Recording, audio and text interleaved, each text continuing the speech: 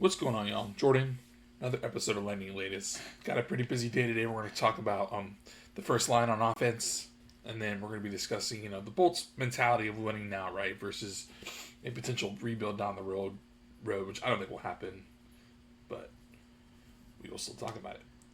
Also, training camp's coming up. Definitely going to be talking about that, and our usual what if, which I'm really excited about. So, first line. Gunsel, Point, Kucherov. We all know that's going to more than likely be the look. There could be a potential change with Gunsel and Hagel at some point. We're going to talk about that in a little bit, but we will start with Gunsel, right? Last year, first year of a 7-year deal. He was brought in primarily to be the Stammer replacement. 80 points in 80 games. So 41 goals, 39 assists. That's a pretty good year, right? Especially in the first year of a contract, with a new team. He's pretty much primarily played with the Pittsburgh Penguins during almost his entire pro career. He did play with the Hurricanes for a half, before he signed with us. But, yeah, so it's a great pickup. But if Hagel, again, scores 90 or over 90. I think he's going to go over 100 points personally this year. But could he replace Gunsel? I don't know. We'll talk more about Gunsel in the next couple of days, because I wrote an article recently about him for Clutch Points. So we're going to break that down in a few days. But the center, it's got to be Pointer, right?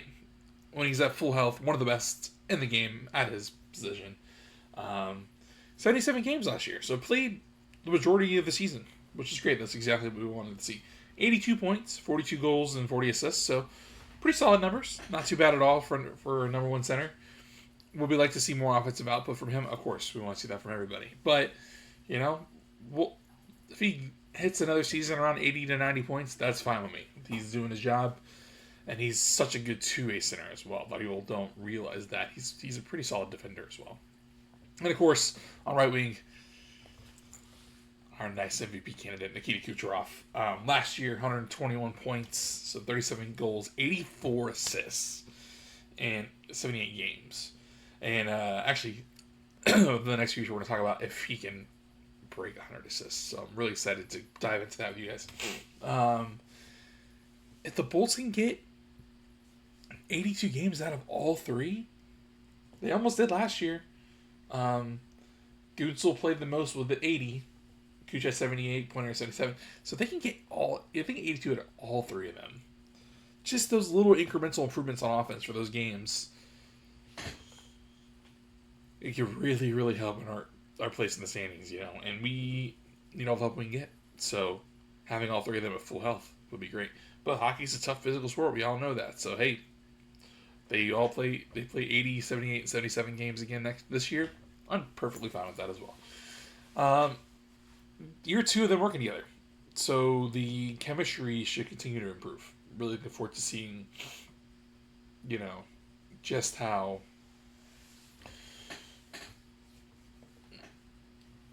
well the chemistry works.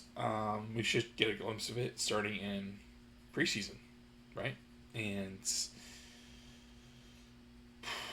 year two is going to be a big one because we have to get past the Panthers.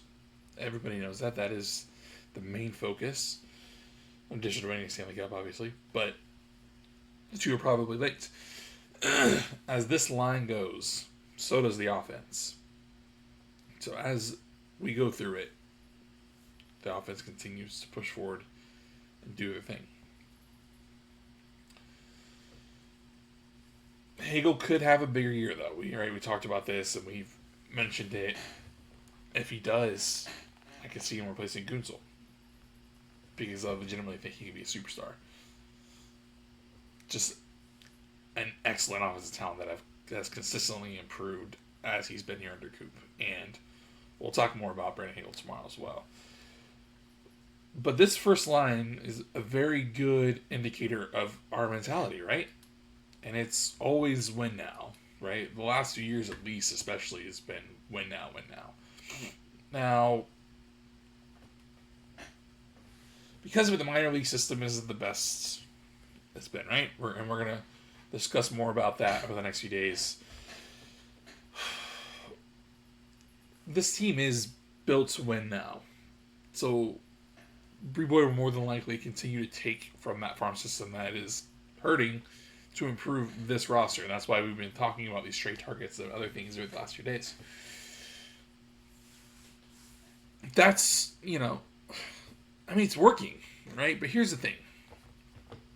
The cap is going up. It's going to continue to go up over the next few years. And we have to develop that next wave of stars, right? We've talked about it time in and time out.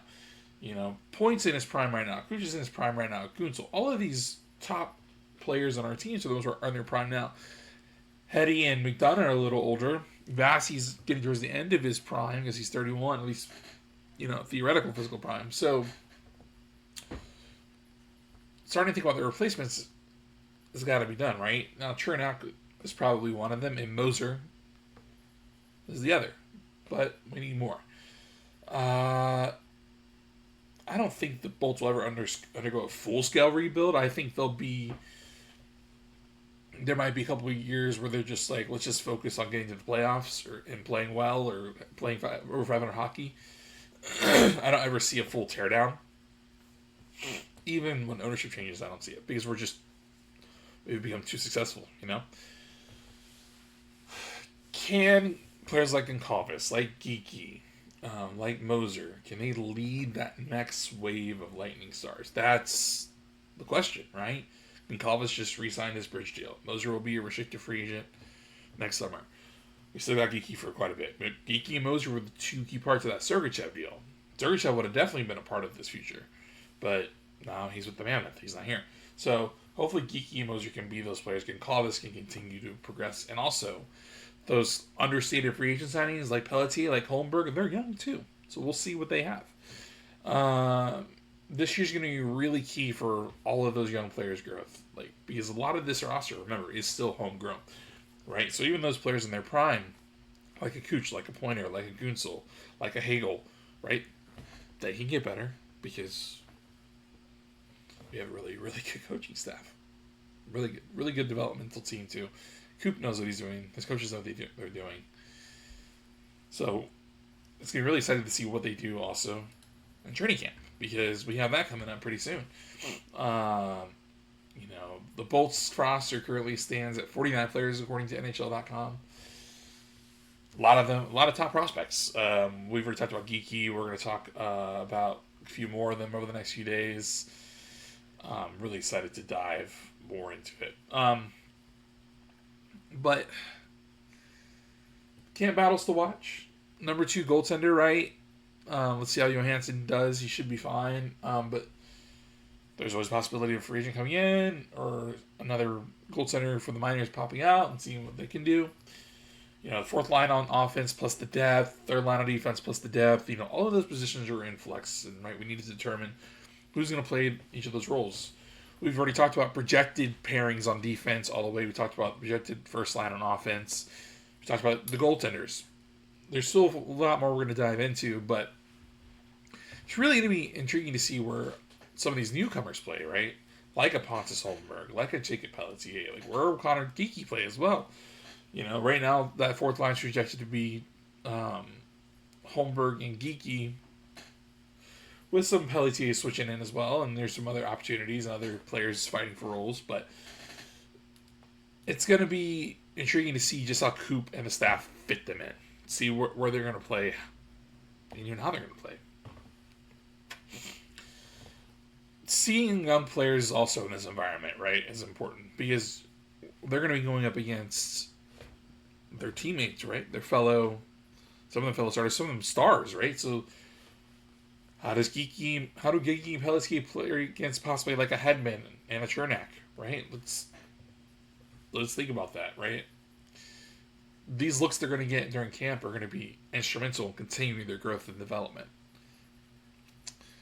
If they can continue to soak in this knowledge and get better and develop, this year's going to be a lot better for us because we've harped on the depth offense, the depth defense, those deeper lines not being enough. They could finally be enough. Enough to get us past the Panthers, the Hurricanes, maybe some other rivals. That's the key. That's what we're going for. Top prospects include, Kiki, Seattle, Sam O'Reilly. We're going to talk about them as well in the next few days. They're going to be at this camp. Geeky should make the team out of camp. I don't really see why he wouldn't. Ziada O'Reilly, I'm interested to see what we're going to have in each of them because how the athletic rates them. So we're going to talk about that as well in the next few days. Coop and his staff are obviously going to be focused on developing that next wave as well, right? We want to see the progression out of Geeky, Pelletier, Concavis, Moser, Helmberg, okay? All of these younger guys. We want to see Hagel, obviously. Hagel, Nick Paul. We want to see more development and growth. That's all we want. Because that leads to a better hockey team, that leads to winning, and we all love it when Lord Stanley is getting its hand here rather than South Florida, okay? There's another way we could improve those Lord Stanley odds, though. That is Marco Rossi. All right, now I know what you're saying, Jordan. Marco Rossi just resigned with the Wild for 3 years. Yes, he did. 3 years, $5 million a year. Perfectly solid bridge contract. It's going to take him right to age 27. That means he'll be right on the cusp of his prime. Is it possible he absolutely has a wild year this year and they just ink him long term? Absolutely could happen. I would not be surprised to see it happen. However, those negotiations took a while. Some of these negotiations, restricted free agents, are still going on. But they did take a minute. They were reportedly tense at times. It was tough, but they got it done. If the Wild don't get to the level they think they're going to be this year, right? If they don't think they're going to be a playoff contender, they don't think if they start off regressing, it's entirely possible they could trade him. Do I think it'll happen during the season? Almost certainly not. I would give the odds at him being dealt at the deadline if they're playing poorly at like 20-25%. I think it's more of a next summer kind of deal. That being said, would he even deal Rossi, or would he want to deal older talent away? I mean, you think you'd want to deal older talent because, if you're trying to rebuild or at least semi-rebuild, you want to focus on those younger guys. However, we've seen plenty of times, right, that one really talented young guy that could grow with the core could be dealt to bring in a massive haul of players that have an even greater chance of being successful. So, anything can happen. A few factors would determine if this would actually work. I don't know if it would work right now, but I could see definitely working in the summer. Tomorrow's going to be fun. We're going to talk more about that second line. Hagel, some other guys on it, Sorelli, Bjorky as well. We're going to talk more about the Bull prospects, a.k.a. Connor Geeky. A couple interesting what-ifs as well, because we're doing our normal what-if with trade targets as well, but we're going to talk about another one as well, and I'm excited to dive into that with you guys. So this is Jordan with Lightning Latest. I'll see you guys tomorrow. Have a good one.